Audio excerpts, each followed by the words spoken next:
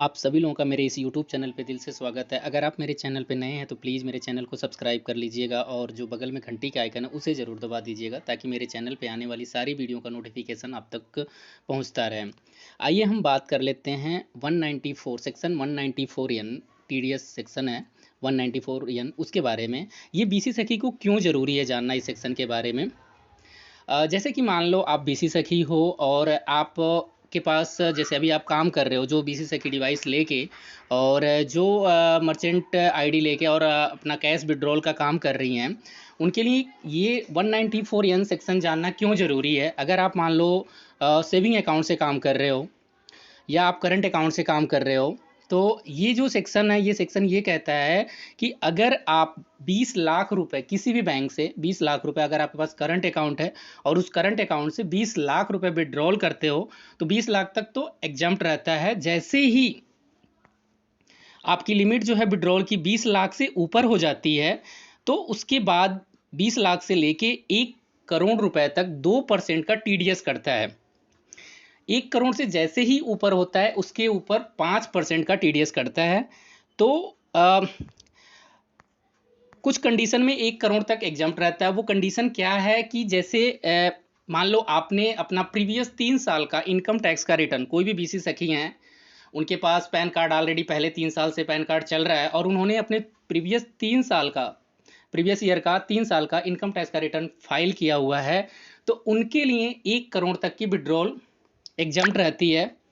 और जैसे ही वो 1 करोड़ से ऊपर होता है अमाउंट उस पर 2% का टीडीएस करता है और ये बैंक काटते हैं टीडीएस आपका। जो 194 एन जो सेक्शन होता है उसके अंडर में अपना 2% का टीडीएस काटते हैं। और जैसे मान लो आपके पास अभी बीसी सखी है, कुछ बीसी सखी अपना सेविंग अकाउंट से भी काम कर रही होंगी, कुछ बीसी सखी ने अपना करंट अकाउंट खुलवा लिया होगा तो उसके थ्रू कैश विड्रॉल करके लेकर आते होंगे। तो अगर आप सेविंग अकाउंट से काम कर रहे हो तो 10 लाख से ऊपर जैसे ही लिमिट आपकी बढ़ेगी विड्रॉल की उसके ऊपर आप जितना भी विड्रॉल करेंगे, जितना भी कैश विड्रॉल करेंगे उस अमाउंट का 2% जो अमाउंट होगा वो टीडीएस के रूप में बैंक आपके खाते से काट लेगा और आपका टीडीएस जमा कर देगा, एक एडवांस टैक्स के रूप में आपका टीडीएस जमा कर देगा। अगर आप करंट अकाउंट से करते हैं तो करंट अकाउंट में जैसे कि अभी आप लोगों ने देखा होगा, मैं पहले वीडियो बनाया था, जो फिनो बैंक है, फिनो बैंक से बीसीसी की जो जुड़ी हुई है चाहे जो भी बैंक है, अगर उनके पास उनका खुद का ब्रांच नहीं है नज़दीक में तो किसी नज़दीकी जो लीडिंग बैंक है उनमें खाता खुलवाना पड़ रहा था करंट अकाउंट का, तो उसके थ्रू वो पैसा निकाल रहे थे, उसके लिए वो लेटर प्रोवाइड कर रहे थे बैंक वाले। तो उस लेटर में उन्होंने सिंपल लिखा था एग्जम्पशन लिमिट जो 1 करोड़ की दी थी और इंडिविजुअल करंट अकाउंट खोलने के लिए बोला गया था उसमें। तो जो लीडिंग बैंक आपके एरिया का है वो करंट अकाउंट खोल के देता था लेकिन 1 करोड़ लिमिट ही आपके उसके ऊपर एग्जाम्प्ट है। उसके लिए ये कंडीशन थी कि मतलब ये लेटर का फायदा सिर्फ आपको इसलिए होता था कि आपने अगर प्रीवियस 3 साल का इनकम टैक्स का रिटर्न नहीं भी फाइल किया हुआ है, अगर आप खाता खुलवाते समय वो लेटर लगा देते हैं तो आपका जो लिमिट है वो 1 करोड़ तक एग्जाम्प्ट हो जाएगा। जैसे ही आप 1 करोड़ के ऊपर आप विड्रॉल करोगे तो आपको उसके ऊपर 2% का टीडीएस आपको देना पड़ेगा। तो जो मैंने कैलकुलेशन निकाली है अभी तक का, मान लो अगर जो 1 करोड़ का इनका विड्रॉल लिमिट एग्जाम्प्ट है तो 1 करोड़ तक जब फिनो बैंक से अगर आप बीसी सखी हैं और आप काम कर रहे हो तो आपको पता होगा जो फिनो बैंक कमीशन दे रहा है 0.15 मैक्सिमम दे रहा है 0.15 के करीब। तो अगर आप 1 करोड़ तक का विड्रॉल कर लेते हो तो 1 करोड़ पे आपको कितना कमीशन बनेगा? 15,000 रुपये। पूरे साल में अगर 1 करोड़ का विड्रॉल करते हो तो आपको 15,000 रुपये सिर्फ कमीशन बनेगा। लेकिन अगर जैसे ही 1 करोड़ से लिमिट ऊपर जाती है तो आपका उस जितना भी विड्रॉल होगा उस विड्रॉल के ऊपर 2% टीडीएस के रूप में बैंक आपसे काट लेगा। मान लो आपने एक साल में 2 करोड़ का आपने विड्रॉल किया तो 2 करोड़ में 1 करोड़ तो एग्जाम्प्ट हो गया, लेकिन 1 करोड़ के ऊपर 2 लाख रुपए आपका 1 करोड़ के ऊपर आपका पैसा टीडीएस के रूप में जमा हो गया। 2 लाख अगर आपने पूंजी लगाई तो सारी आपकी जो पूंजी है बैंक के पास जमा हो गई और वो बैंक क्या करेगा, टीडीएस के रूप में आपका एडवांस टैक्स भर देगा। अब वो टैक्स कब रिफंड मिलेगा? जब आप अपना इनकम टैक्स का रिटर्न फाइल करोगे। तो एक तरह से जो भी टैक्स आपका टीडीएस के रूप में कटा वो एक तरह से ब्लॉक हो गया फंड आपका, अब उसके ऊपर आप विड्रॉल कर नहीं सकते। अब वो 1 से 1.5 साल के लिए ब्लॉक हो गया आपका वो फंड। आप खुद सोचो कि अगर आप बीसी सखी हो और 1 करोड़ साल में विड्रॉ कर भी लेते हो तो सिर्फ कमाई आपकी हुई 15,000, उसके ऊपर जैसे ही आप जाओगे तो आप कर भी नहीं पाओगे, क्योंकि टीडीएस 2% के डर के मारे आप नहीं कर पाओगे। या तो टीडीएस कटवाओगे तो इतना किसी के पास पैसा है नहीं कि जो टीडीएस कटवाएगा और 1.5 साल के बाद उसको रिफंड लेगा। तो कमाई के नाम पे तो यहाँ पे बिल्कुल जीरो है। वो 15,000 जो आप कमाओगे वो सिंपल आने जाने का, बैंक आने जाने का खर्चा है, पेट्रोल का खर्चा ही निकाल लो, वही बहुत है। उससे ज़्यादा कुछ नहीं कमा पाओगे। और उसके ऊपर अगर मान लो आपके गांव में कस्टमर भी हैं, तो इन्होंने टीडीएस का एक जो लफड़ा फंसा रखा है, उसकी वजह से जो सेक्शन 194(n) है, इसकी वजह से आप लोग विड्रॉल नहीं कर पाओगे। अगर आपके मान लो किसी बीसी सखी के गांव में इतने कस्टमर हैं कि वो 2 करोड़ 3 करोड़ अगर साल में विड्रॉ भी कर सकती है, तो वो नहीं कर पाएंगी, क्योंकि ये 2% का टीडीएस उनको परेशान कर देगा और वो इस काम को नहीं कर पाएंगी। तो सिंपल आप सिर्फ कमीशन मैक्सिमम अगर आप काम करोगे तो 15,000 रुपये विड्रॉल पे कमीशन मिलना है।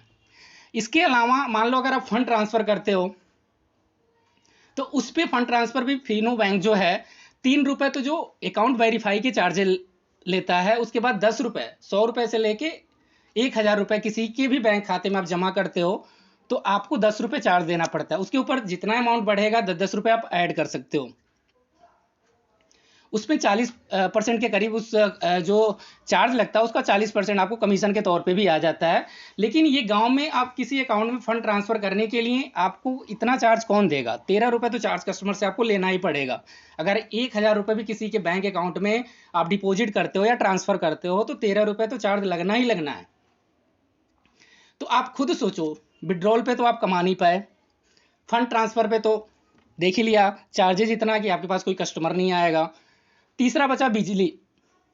बिजली बिल में 75 पैसे देते हैं तो उसका कोई फायदा नहीं, उतना तो आप स्लिप प्रिंट आउट दोगे तो उससे ज़्यादा खर्चा लग जाएगा। उसके बाद मोबाइल रिचार्ज। मोबाइल रिचार्ज में भी कोई फायदा नहीं है, 1 से 1.5 रुपये आपको मिलना है कमीशन, उसमें भी आप नहीं कमा सकते।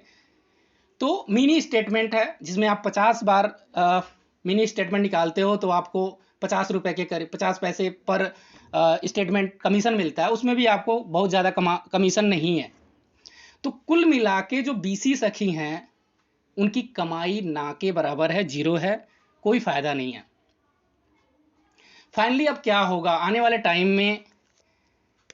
2 ही काम आप लोग कर सकते हैं, या तो आप ग्रुप बना के सीएम कार्यालय लखनऊ में आप अपना ज्ञापन सौंपें। अगर कुछ कर सकेंगे तो वो योगी जी ही कर सकेंगे, ना कोई जिले का अधिकारी, ना कोई ब्लॉक का अधिकारी, ना कोई बैंक का अधिकारी, कोई भी आपकी हेल्प नहीं करने वाला है। आप इसी तरह से फंसे रहोगे।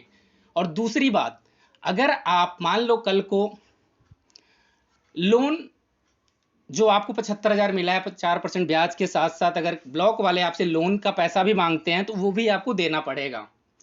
उसके लिए अगर आप अकेले बैंक में जाओ चाहोगे कि मैं डिवाइस वापस करके लोन भर दूं तो बैंक वाले आपसे डिवाइस भी वापस नहीं लेंगे। इसलिए मैं सबसे रिक्वेस्ट कर रहा हूं, जितनी भी बीसी सखी हैं जिन्होंने डिवाइस ले लिया है और जिन्होंने अभी तक नहीं लिया है, सब लोग यूनिटी बना के, ग्रुप बना के अपनी बात को सीएम तक किसी भी हर हाल में पहुंचाने की कोशिश करें।